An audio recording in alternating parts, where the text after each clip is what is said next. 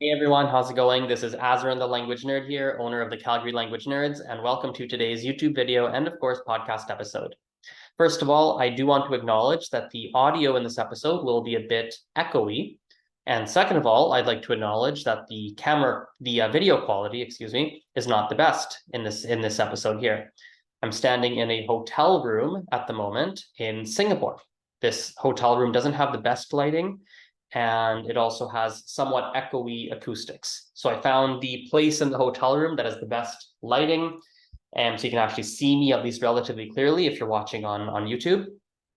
And yeah, so if you're wondering why the lighting is the way it is or the audio is the way it is, that is why.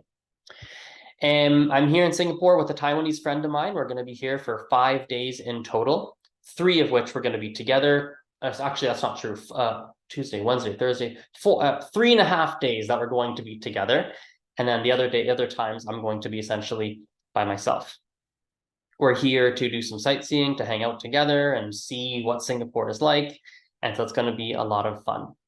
Now, today I would like to elaborate further on something that I talked about in my Azran's Top Language Learning Tips series. If you haven't gone and seen or listened to all those episodes, please go to the link in this episode description box, and you can go check those out. I think it'll be quite helpful for those of you that are learning another language. And I want to elaborate on something I talked about in that series, which was the importance of learning a language in a memorable way. When I learn languages, one focus point that I have is to learn a language in a way that is memorable, to go make new, memorable memories. So that could be done by, for instance, talking to different people I wouldn't talk to. It could be by traveling abroad. It could be by getting involved in certain types of events in the city where I live, in Calgary, and getting involved in those. For example, I found this, I was told about this Francophone business networking group, and they had a networking event. I went to it. Everyone was Francophone, from what I can tell, except for me. And that was really cool. There was even a distillery tour done in French. So they're talking about the different beer they make, and they're talking about the spirits and everything that they make in this distillery. But again, all in French. I've never had that kind of experience before. Listen, you might be someone who maybe doesn't like to get involved with, maybe you're more introverted, so you don't want to necessarily go meet all these new people and do things like that. Maybe you can only take so much of that, for example. Or maybe in your city, you don't have as many opportunities to do that. Or maybe you can't travel abroad like I do. Well, there's other ways you can make memories as well. You can make memories by reading something, reading a book, for instance, if you have the level to do so, and reading about a topic that maybe is nonfiction and blows your mind because you didn't know much about the topic. Or maybe it's fiction and you fall in love with the story and you fall in love with its characters. Maybe you find like a new YouTuber. That's what I was thinking. A new YouTuber, for example, and they're making content in your target language, and you fall in love with the content that YouTuber makes. Maybe they're a travel vlogger and they're seeing all these cool places. Maybe they talk about a topic you care quite deeply about. Maybe it's a singer-songwriter and their songs move you on a deep level. And so that can become something that's incredibly memorable for you. For Mandarin, there's two particular singers. One is, I guess, singing, but also rapping as well. But there's two. One is Wen Huiru. Did I get the tones right? Yes, I did. Wen Huiru. Second person is Huang Mingzhi. Right. So these are two people who they have.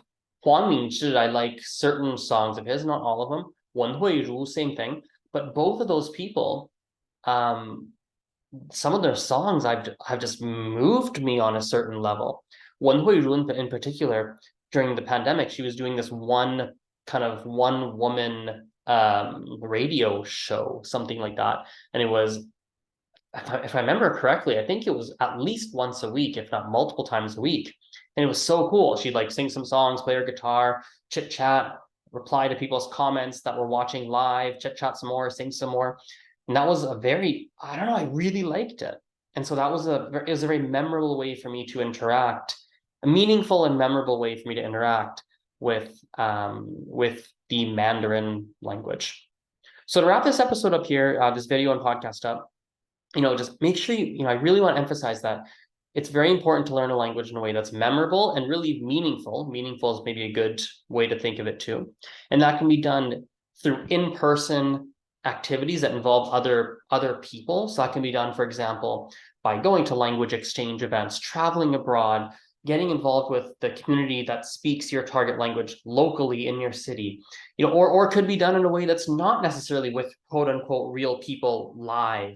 You could do it through reading something, watching something that just is very meaningful to you, and looking out for things that are very meaningful to you. That is something that I just want to emphasize the importance of, and it'll help you a lot with your language learning process. It'll help with remembering vocabulary. It will help with internalizing grammar points. It'll help with your listening comprehension, your fluency, the confidence you have in the language overall. It'll help with really every aspect of learning whatever language you're trying to learn. So thanks for watching and listening to this. I appreciate your attention as always, and we'll chat later. Bye-bye. See you.